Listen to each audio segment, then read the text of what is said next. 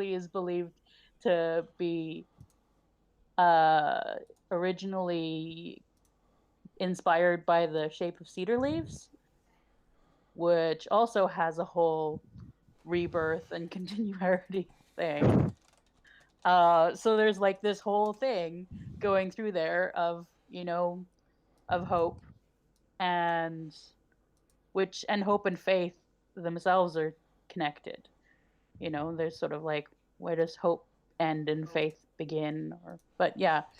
Um and of course the whole thing about Buffy and Faith being in sort of negative of each other Yeah. in terms of colors and stuff. The outfit at the dinner table really seemed kind Yeah. of self-explanatory or sort of obvious. They're both wearing sort of see-through things, and it seems very composed.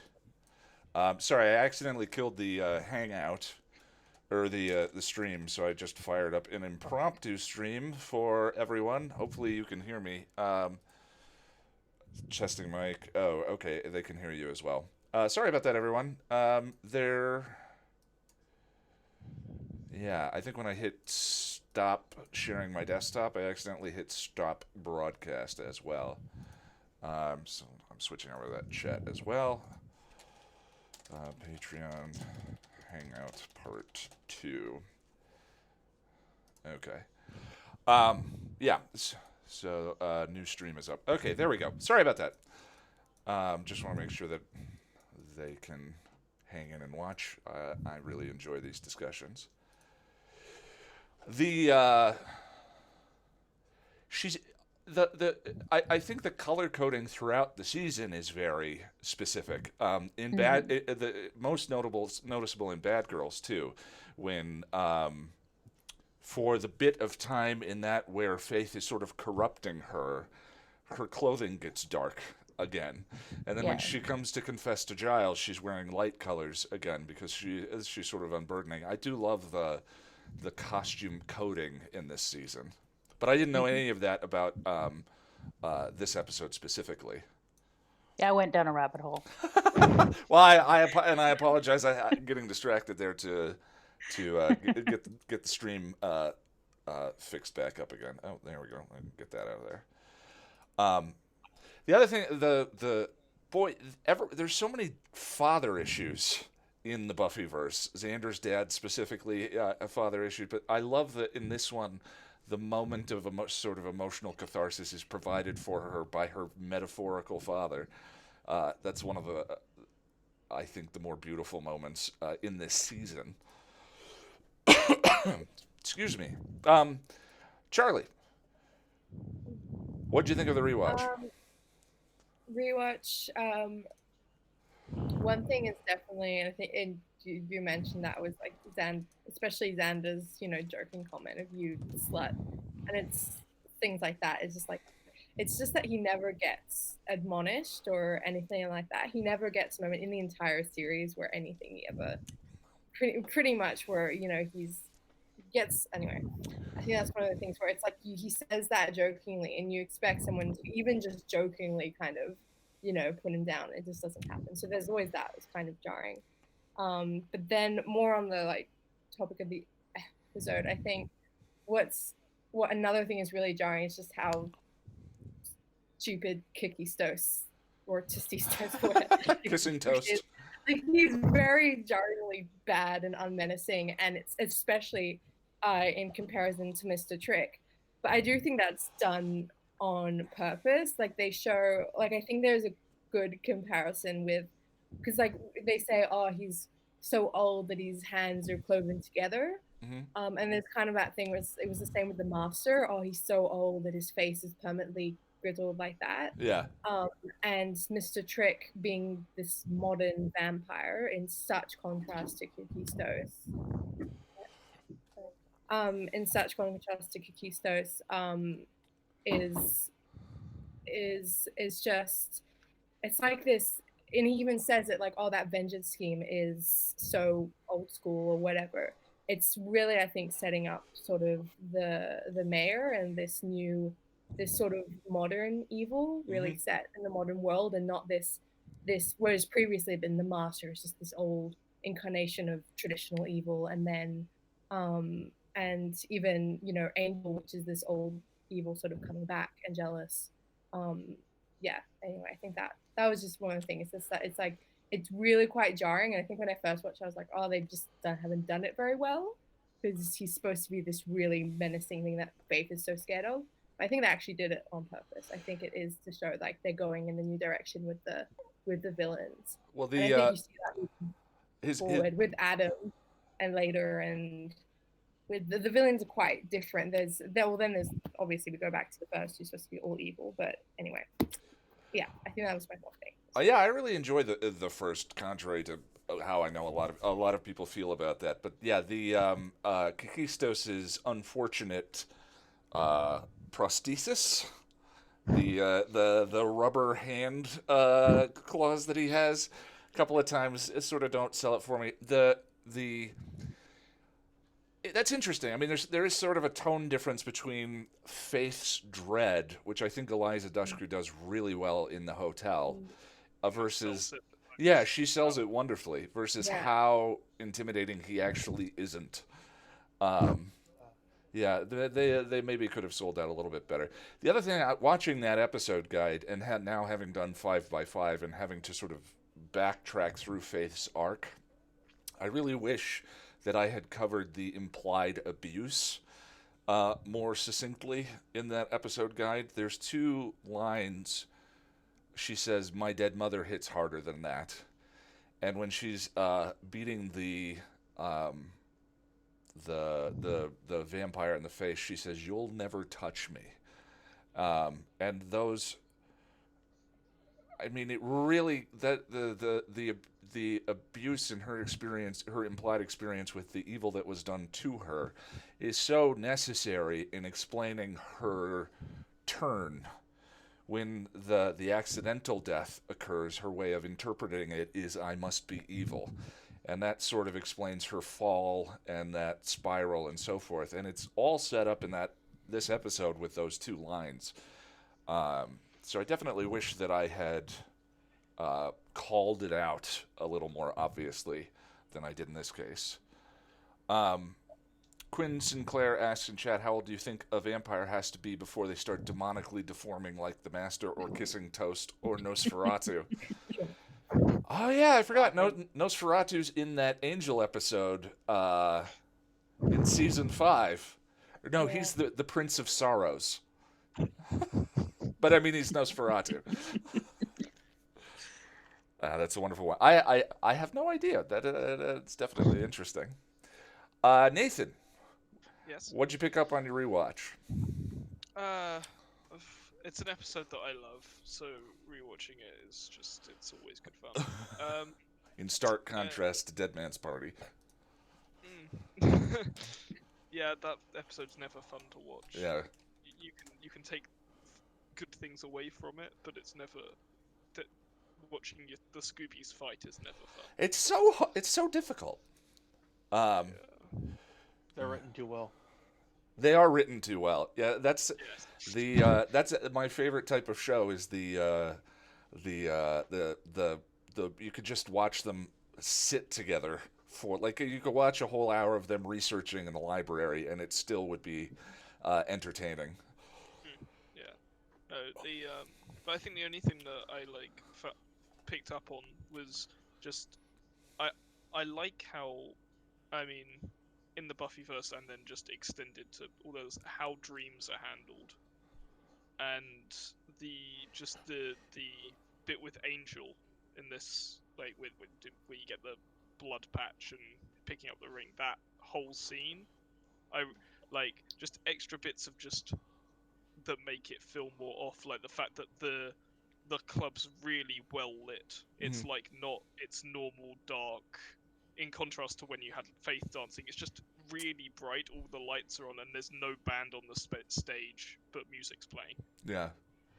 I mean, obviously, you can say that it's coming through a loudspeaker, but it's just, you normally see a live band at the Bronze. But well, yeah, I mean, dreams are sort of notoriously either used as tricks or just kind of devoid of just not very useful in my experience with storytelling, and it's exactly the opposite on Buffy. It has the best dream sequences of any piece of media I've ever watched. And in the dream in season 2, where Willow is has the monkey with no pants, and Drew is killing Angel, but wearing the same dress as Buffy. Yeah, the visual hints that they give in Dreams are so unique in that series. I don't think even Angel ever really counting down from was it 730. Yeah, 30. Wow, so close. yeah. I get to go back to that shortly. I can't wait to. Yay. That's the opening of season 4 or season 5. Oh, and Restless, of course. They do dream sequences so well that Can't they wait for your Buffy guide on that. they do an entire episode in dream sequence. My friend was joking that it would be if you were going to go through all of the symbolism, it would be your longest video, and you might even have to break it up for each dream as its own video. Yeah. So just for everyone in the stream, and I just looked up and saw angel ass. That was a random point to look at the stream. Just for reference, I'm going to start with the Angel finale because the Restless stuff is going to take forever to do properly. And someone wanted me to do a behind the scenes of how I started doing this and how I make a video, and I'm going to do that with Restless. So there should be, yeah, it's going to be a lot of content, and I haven't decided yet if it's going to be 2 guides, a spoiler version and a non-spoiler version, or if I'm just going to say, don't watch this unless you haven't seen the entire series. But yes, it could very well be like 30 minutes long to sort of methodically go through and explain what every shot in that episode means. It's so just dense with symbolism and foreshadowing. And Well, my take on it is definitely. I mean, I always try and personalize the themes, and the one thing that I was struck by when we just did the rewatch a couple days ago was fear and insecurity. How much the idea of fear is. So that season is about identity enforced upon us, and then that episode is about how we feel about ourselves, and everyone's insecurity playing out throughout those scenes. Xander's father's perception of him. Willow feeling like she's still the nerd that she was in high school and has not matured into the cool person that she wants to be. It's all over that episode. It's lovely. Nick, Faith, Hope, and Trick. Yeah. I'm a big D&D guy, and in one of my campaigns like 2 years ago, this is before I even knew what Buffy was as a show. Like, I've heard about it, but didn't watch it. We had a guy who basically played a version of Faith, and that's definitely a good example of like a person that justifies their actions very only by a moral compass that only they understand. Yeah. Well, I forgot the name for that particular philosophy. But she does it through body count, which and Buffy's moral compass is much more absolute than that. And he had a quote that for that character that I think fits pretty well is, faith is powered by the individual per individual. Like how all of us as outsiders saw Mittens as nothing, but Faith was absolutely terrified. Right. Yeah, I like that. It's an interesting. I think the Faith was one of those. How do you guys feel about Faith as a character? I mean, I know she's a fan favorite. Is that generally the case here? I'm a preface this with I'm only on Buffy's. I'm about to start Buffy season 6, and I'm about to start Angel season 3. Oh, Currently, you haven't finished the series yet. No, I started it this year. Okay. Wow. I have a mute button for my headset, so y'all said like Angel season 5. I'm like, okay. Okay, yeah. If anyone ever joins these and has not finished in advance, boy, do we want to preserve your experience. Anyone donating to me and this cause that is automatically means that this is one of the most important television shows they've ever watched. It's become one, and I'm not Yeah. even done with it. So But what season are you on? I've finished the premiere for season 6, Okay. and I'm reaching Angel season 2 finale. Okay. Uh, all right, that's good to know. Well, what was your then? Your experience is very new and raw. What was your experience of Faith the first time through? Like I immediately drew that parallel to that guy, Hmm. and that character and Faith are currently one of my favorites, just because since I spent a year with that type of character, Hmm. and I was playing the straight man in the group, so it's like I can understand their thought process a bit. So I saw the turn towards the season. I'm like, yeah, that would make sense without somebody they can rely on and stuff like that. So it's like all of it's made sense, and she's become my favorite character so far. Awesome. And I saw Charlie and Nathan nod. Sarah, what are your feelings about Faith? Oh, I'm so protective of Faith. I just want to give her a big hug. Like she reminds me of I've always kind of seen her as the abuse victim. Hmm.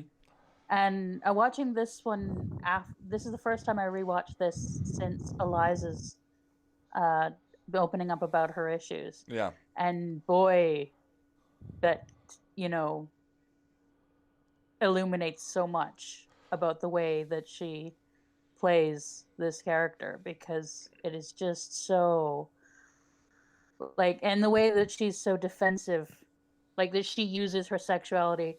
Like you described it as being empowered, but I don't think it's empowered. I think she's, especially with men, she's using it as like as a weapon to push people away Yeah. and to be defensive. And like, I think I kind of see that also symbolized in the red leather pants, like using sexuality and body as protection of, because leather's always protective. Um, but yeah, I knew girls growing up who behaved like that. That I must make everything about sex. I must make I think you must see me in this way, Hmm. the way that she in 5 by 5, Angel must see her as evil. And I know they told me their stories, Yeah. and it never came from a good place. Yeah, So that first time yeah. through, the reason I bring this up is because it's interesting to now have done my 5 by 5 episode guide versus the way I introduced her here, and to not mention the implied abuse. I mean, it's not even really implied. It's obvious that it was there, and how important that was for shaping her character arc through this season and then on into 5 by 5. I don't think that I really grokked to Faith until I finished that 5 by 5 episode guide. My first way of relating to her was through her relationship with the mayor, and that was sort of my entry to the character, and then really sitting down and pulling apart 5 by 5 and how we got there and that story got me to a point with her where I sort of now feel like I understand that character in a way that I didn't previously. But it's funny how the episode guide is this sort of living document that and my perspective evolves and changes as we go along. I guess eventually I'll probably do an appendix series for each of the seasons when we're all done to sort of go back and review and comment on those kinds of things, because I feel like I missed the boat with that particular guide. So that's interesting. Yeah, it is very subtle. I think you only pick up on it sometimes over several viewings. And I remember I first watched when I was a kid, and I would go to the library and they'd have this section of Buffy, like the Buffy novels, which are sort of, I don't know if they're supposed to be canon or not. And I remember a few of them like going into like her dark history and all that stuff. So I don't know how much of it was like I knew it from like I was influenced by the novels and how, but rewatching it, it's like you notice it, but it's so tiny. Like she's joking, like when she's like she's in this battle scene in the first one. No, not anyway. In this episode, she jokes, my dead mother hits harder than you. Yeah. There's things like that you just don't pick up on it the first time, but it slowly sort of builds a thing. Well, especially when you don't know the direction where they're going with it. All of that is very specific setup for the shadow self and the turn in the middle of the season. But if you don't know that in advance, then those details may just sort of, not be present. Especially if you don't have that same sort of experience, I suppose. But the other thing I got wrong in that episode guide was as we evolve, so too do our shadow selves. When I was comparing Faith and Kendra. Kendra was never the shadow self. That was Cordelia in that season. So I actually screwed up my Jungian psychology in that one. Maybe that's just me. But anyway, that was another. Go ahead. Kendra's a decent idea of like, if Cordy was the shadow of her before, Kendra's the shadow of what she could become at that point. Well, and at that point, it might have changed into something like Faith. I think the direction, and also at that point in the episode guide, I hadn't really bothered with any Freudian psychology, which I think is layered into the show. And at my first attempt at it, and it was actually wrong, was in, I think it was in The Freshman earlier. No, it was when we see Parker with no shirt on and the pint of ice cream. That was my first time attempting to talk about it. But I do think that Kendra, Buffy, and Faith are sort of id, ego, and superego, not in that order. And that's sort of their representation, where one is overly composed and worried about duty, and the other is all about the pleasure principle. And then Buffy is in the middle trying to process and keep the balance. Lawful, chaotic, neutral. There you go. Which, to be fair, the way it's set up is supposed to be principled, unprincipled, neutral. Yeah, I that's one of my favorite memes on earth. I love that everything can be reduced to that. It's a dynamic system, but that's like a 3-hour conversation to have. Yeah. Well, let me run through. No, senior school Willow is adorable. Oh, her not not wanting to leave campus is adorable. It's a great moment. I kind of feel like Scott Hope is the generally forgotten Buffy beau because he's so boring and so dumb. His name is the only interesting part. Oh, there's that rant again. Boy, I really don't like Scott Hope. Wasn't he designed to be that way? I don't know. Also, I don't know why I dump on jugglers. He's better than Riley He is. because he's gone quicker. Yeah, that's true. He doesn't outstay his welcome. I like that. There is no spell. That's one of my favorite details. Giles. Are you mad at me, Giles? Oh, Giles and Willow's first clash over magic. When she says, "Are you mad at me?" Well, if I were, I would be making a strange clucking sound with my tongue. But I love that as much as the magic as drugs metaphor is a little too specific in season 6, the details for that were really well laid out. I mean, it was there from the beginning. Go out on a limb, say there's a new Slayer in town. Can I just say for the magic, but then it changes in 4 because in season 4 it's pretty much just a. That's. Because in season 4 we have Tara's family who try and impose this. I mean, it's not impose this thing of you're going to be evil and this magic and thingy, and Tara expresses I don't know, but magic basically in season 4 is supposed to be about their great relationship and actually overcoming sort of that being overcoming the way other people try to put you down, and them really coming into themselves and figuring out who they are as independent beings. And then I think even though we do see this beginning of the drugs metaphor here, I think it just completely changes so much in season 4 that it still becomes weird for me in season 6. Well, that's A bit boring. that's one of the things that makes it kind of problematic, is because they do use it as a metaphor for the relationship between the sexuality between two women, and as femininity itself in season 4, that to then go the way they did with drugs is But I mean, like, tough. I agree with you. Yeah, I agree with you that they sort of lay the foundations here, and I thought that's very well done. But it still feels jarring because you have that sort of detour away and then back. That's just all I wanted to. Yeah. There's an interesting comparison where, like, it kind of goes on with the Angel show is about recovering alcoholic. Is like it, because this is my friend who was talking about me when I was watching season 4. Was that if it kind of initially felt like when two people meet in a pub or a bar and get to know each other through like their choice of drink or something like that. Yeah. I always felt it's kind of maybe more like drugs, like a lot of drugs have good purposes and bad purposes, and like it's about how you use it. Like prescriptions. Yeah, I mean that's drugs too. And most of the abuse that happens starts with that. So like when they're using it in a healthy way, and I think the sex element of magic has also been laid in, because you could argue that, like the Dark Age, which I know we all try to forget, it's kind of suggested that the magic that they were doing as teens was, you could read it as drugs or you could read it as orgies. To me, I like Or that. both. Yeah, sex, drugs, and rock and roll. Sex, drugs, and magic. Waltz, welcome.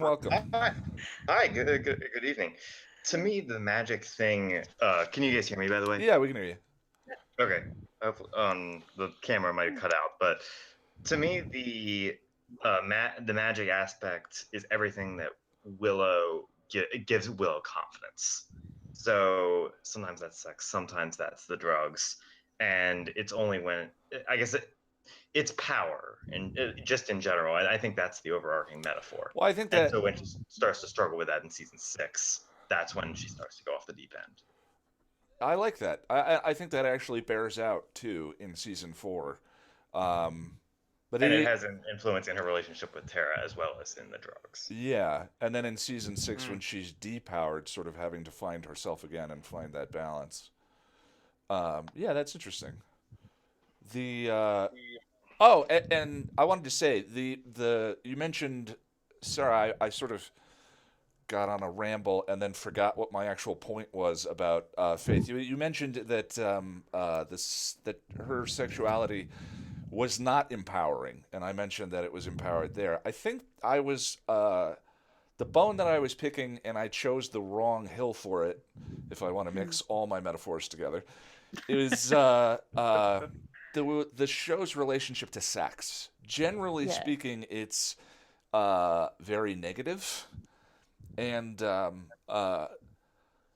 was more what I was picking up on there. I mean, sex is very destructive in season 2, and I was sort of looking for them to have sort of a more positive pro sexuality take.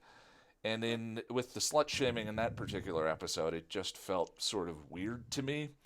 But I think you're correct in saying that her being so outwardly sexual is more of a defense mechanism than it is a sign of empowerment. At least we'll eventually get Anya. True. I mean, is there a more sex positive character ever? That is true, and I think I need to call that out, because that is absolutely the case. Someone left a comment on my review of Where the Wild Things Are and said that they hated that review because it's so positive sexual. It's Buffy embracing her sexuality. But I don't know about that take, because in that particular episode it powers an evil ghost to actually take out. Like, I'm not sure that's a positive take, but I do want to celebrate the positive ones. And she just said Xander was a Viking in the sack. Anya said Xander's a Viking in the sack, and I should have hit on that a little bit more. Was that before or after the actual Viking monster? The Viking monster is in. It's in 5. 5. Yeah, so it's before the end of season 4. Donation in the chat, Wes. Thank you very much. I don't have anything to cheers you with, but I appreciate it. Walt, we were just wrapping up. We're on the last episode here. Did you? Yeah, sorry, I got in late. No, that's okay. Did you watch Anne and Faith, Hope, and Trick? I did not get the chance over the holidays. I have family in town. I'm taking a brief break. Well, I understand. Yeah, didn't do the homework. We were going to try and do a Rabbit rewatch so that we could all kind of watch it together and then hop on this. But due to my moving and painting and all of that stuff, I wasn't able to get it done today. Mm-hmm. But we can definitely try that for next month. So we need to pick out January's episodes. I don't think I'll be deep enough in Firefly at that point to warrant us switching and doing Firefly rewatch. So let's go with 2 more Buffy episodes. I'm assuming we all want to skip Beauty and the Beasts. Yes, please. Damn candy. So that goes Homecoming and Band Candy are January's episodes. There we go. Yep, that sounds great. And I'll try and set up. So we've been using Rabbit, but the episodes are also all on Facebook. Does everyone here have a Facebook account? It's Yes. only in America. So Oh, that was the reason why we weren't doing So that. it's But not if you Amazon use Prime. if you use a VPN, then you can trick it into thinking. I mean, I'm in Australia, but that's what I do. I'm watching it on Facebook, but I trick it into thinking that I'm from the US. Well, that Or might if you that, want, that might be that's that might be a tall order for me to request that everyone do that. So we might just stick with Rabbit. And of course, if you don't want to do that, we'll watch it in our own time and then hop in and have the conversation. Let's see. Before we wrap up, any specific channel notes? I hope you all enjoyed the Blind Date episode guide. December was the most prolific month, I think, so far this year. So the full-time thing is slowly starting to take hold and work properly. So, but with the move, the next episode is probably going to be late. I'm going to try and get to Shanshu in LA done and out next week. But it's kind of likely that it'll be the week after where that publishes. And then we'll go on to Restless, and then we go on to Firefly. I Yeah. can actually start that now. No reason to watch that. Yeah, definitely. Well, there were many reasons before, but we'll get into that, I promise. I got a full-time job this month. Yeah, So, Buffy and Angel are a full-time job, that's for sure. yeah, well, so it's like I can actually start doing things like supporting creators and stuff like that. Well, I appreciate it, and once again, everyone here and everyone who doesn't want to jump on camera, I appreciate the support. The Patreon is the reason why this is actually possible now. Well, that's all I have. So why don't we go ahead and wrap up? Thank you, everyone, and we'll see you the last Saturday of January at this time. Everyone, it seemed like no one liked the hour later the last time, especially our European friends, Mr. Nathan. All right. Well, thanks I mean, Yep, this it's time's only good. like 10 or 11 out there. or 1 in the I mean, morning. it's 25 to 1. All right. Well, I appreciate it, guys. I'm gonna go ahead and sign off. Have a good one. Yep, you too. Bye. Bye. Peace.